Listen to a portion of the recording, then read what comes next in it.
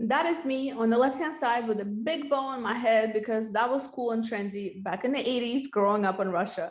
On the right-hand side, you see my mom, my brother, and me. Of course, I'm the one stuffing my face because I was a foodie, always been a foodie to this day. I grew up in a family of professional athletes. My mom was a swimmer, my dad a wrestler. Both became masters of their respective sports.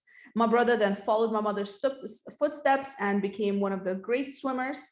I also grew up playing a few sports from tennis to swimming to softball and just being an overall active kid. I carried this through my childhood into adulthood, but never really appreciated the impact sports have on one's life until way later in life. When we think of well-being, we often think of as someone who is into yoga and meditation and eating healthy. And in the corporate world, we often even show our employees that we care about their well-being by offering Fitbits and yoga mats in the office.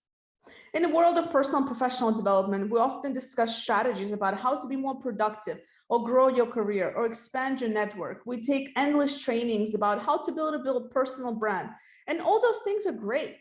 And I love discussing these topics and helping people reach their desired goals. However, what I've learned in the last several years in this arena, working with hundreds of individuals around the globe, speaking on these topics at different conferences, and just really interacting with people that are trying to improve in different areas of their careers, is that it's one of the biggest blockers we have in achieving what we want is not the strategy or the execution necessarily. It starts even before we get there. It has to do with the basics that we so often neglect, that are the base of everything else. Those basics, no matter who we are, where we come from, what do we do for a living, what do we believe in, our mind and body.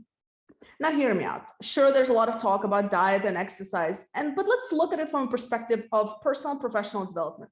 If you're not getting adequate sleep, if you're stressed out, if you're overweight and struggle with body image, feeling bloated and don't have good energy, if you're eating processed foods and lack movement throughout your day, etc., how can you possibly be at your best?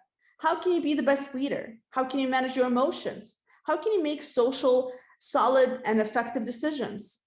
Maybe you do that, but is it you being at your optimal best? Most likely not. Most likely you have some work that can be done to improve these areas of your life. Unless you are the David Goggins of this world that can run for hundreds of miles at a time. And I mean, he would tell you that he's always pushing himself to be better.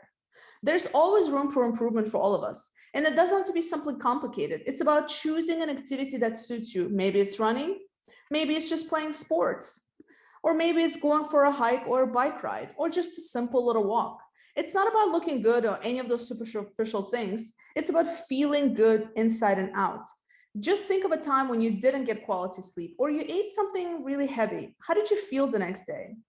Your body communicates with you through these different feelings and hints. Listen to it.